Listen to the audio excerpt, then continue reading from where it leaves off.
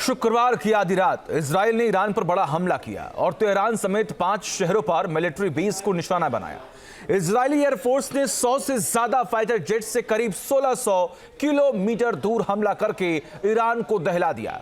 Israel के इस strike के बाद महायुद्ध का खतरा मंडराने लगा है और दुनिया दो खेमों में बढ़ती दिख रही है। देखिए रिपोर्ट।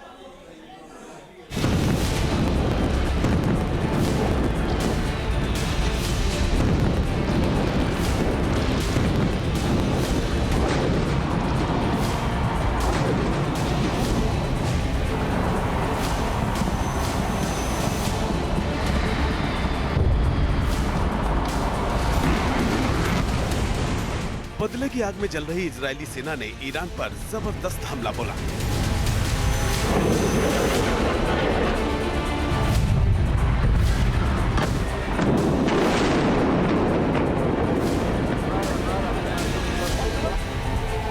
इजरायल के काउंटर अटैक से तेहरान दहल गया।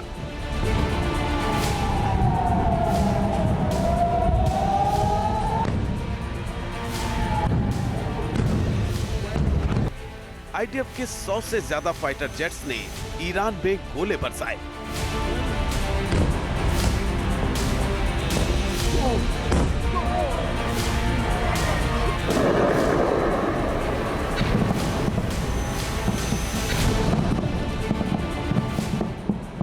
एक अक्टूबर को इजरायल पर किए गए मिसाइल हमले के 25 दिन बाद इजरायली सेना ने ईरान में एक के बाद एक बम बरसाकर बदले की स्क्रिप्ट को धरातल पर उतार दिया।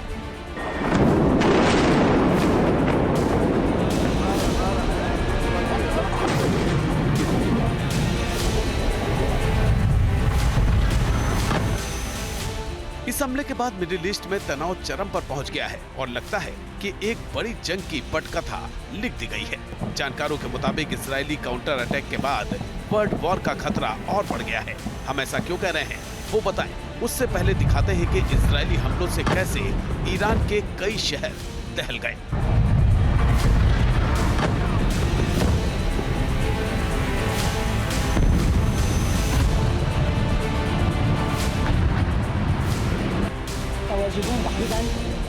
दरअसल इजराइल ने जिस वक्त ईरान पर हमला बोला उस वक्त ईरान के लोग नींद की आगोश में थे।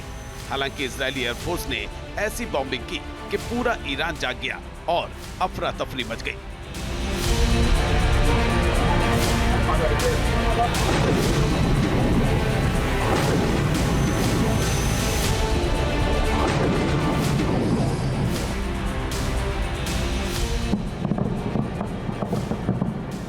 इस दौरान धमाकों की आवाज कई किलोमीटर दूर तक सुनाई दी।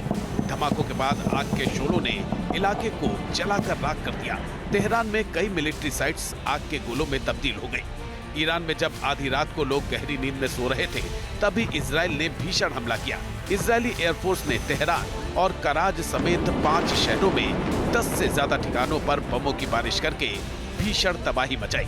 इजरायली सेना ने 3 घंटे में ईरान के करीब 20 ठिकानों पर बम बरसाए। इजरायली समय के मुताबिक हमला रात 2:15 पर शुरू हुआ। हमले 5 बजे तक जारी रहे। इजरायली धमाकों से ईरान दहल उठा।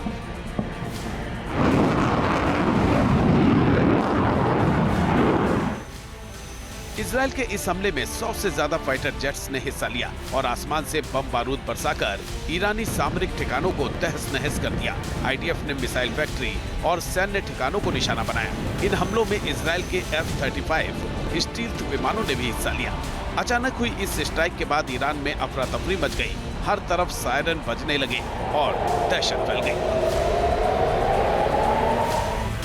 इजरायली एयरफोर्स ने ईरान के 5 शहरों कराज, कौ, तेहरान, मासाद और शिराज पर भीषण अटैक किया। बताया जा रहा है कि आईडीएफ के हमलों में इन शहरों के 10 से ज्यादा सैन्य ठिकाने तबाह हो गए।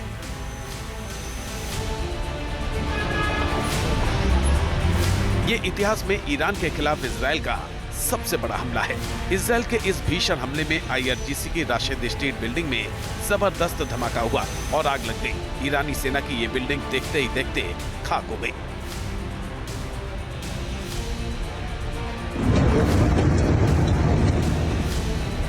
इजरायल के इस बड़े काउंटर अटैक के बाद तेहरान में सब कुछ बंद कर दिया गया। तेहरान के इमाम खुमैनी इंटरनेशनल एयरपोर्ट के पास भी हमले हुए। इसलिए इस एयरपोर्ट पर उड़ानें स्थगित कर दी गई। इजरायली हमले के बाद ईरान ने एहतियातन अपना एयर स्पेस बंद कर दिया। इजरायल ने कहा कि ये हमले ईरान के सैन्य ठिकाने, एयर डिफेंस साइट और बैलिस्टिक मिसाइल ठिकानों पर किए गए। 1 अक्टूबर और 14 अप्रैल को इजरायल पर हमले के लिए इन्हीं जगहों का इस्तेमाल किया गया था, इसलिए इन टारगेट साइट्स को मिट्टी में मिला दिया गया। ईरानी एयर डिफेंस ने भी माना है कि तेहरान, खुजेस्तान और इलाम शहरों पर किए हमलों में कुछ नुकसान हुआ है। आईडीएफ का दावा है कि फाइटर जेट और स्पाई जेट की मदद से 1600 किलोमीटर दूर हमला हुआ। ये हमले कई चरणों में हुए। हमले के बाद इजरायल के सभी विमान सुरक्षित वापस लौट आए। इस ऑपरेशन को पछतावे के दिन का नाम दिया गया, जो 1 अक्टूबर के हमले का काउंटर अटैक है।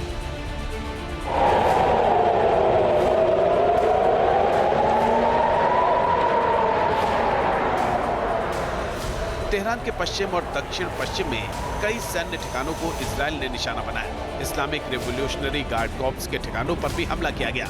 इजरायल ने ईरान के उन ठिकानों को निशाने पर लिया जहां से ईरान इजरायल पर हमले करता रहा है या जहां पर वो अपनी मिसाइलें तैनात रखता है।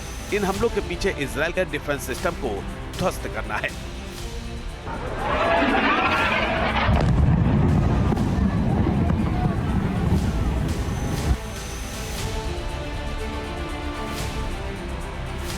हमले के बाद इजरायल ने कहा कि ईरान और उसके प्रॉक्सी 7 अक्टूबर से 7 मोर्चों पर लगातार इजरायल पर हमला कर रहे हैं। ईरानी धरती से सीधे ये हमले किए जा रहे हैं। 1 अक्टूबर का ईरानी हमला हम भूल नहीं सकते और इजरायल के पास भी प्रतिक्रिया देने का अधिकार है। I can now confirm that we have concluded the Israeli response to Iran's attack against Israel.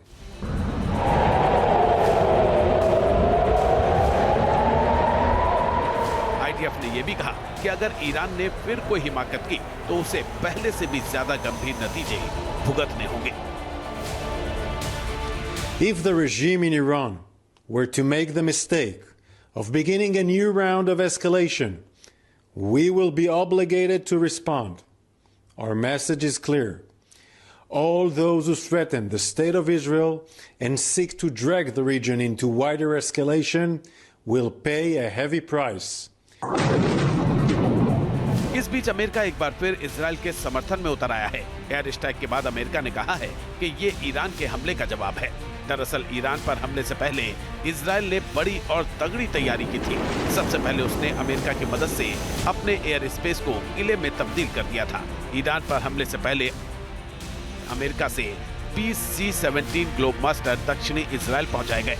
इसके अलावा अमेरिका से थार्ड और पैट्रियट सिस्टम की भी डिलीवरी हुई। थार्ड की अमेरिकी सैनिकों के साथ फ्रंट लाइन पर तैनाती भी कर दी गई। यानी इजरायल ने ईरान पर पलटवार से पहले अपने आसमान की सुरक्षा मजबूत की, साथ ही फ्रंट लाइन पर हथियार और सैनिकों को तेजी से पहुंचाने के लिए C-17 ग्लोबमास्टर को भी तैनात कर दिया। ऐसे में सवाल ये है, इजरायल में हथियारों की इतनी बड़ी तैनाती क्यों की गई थी?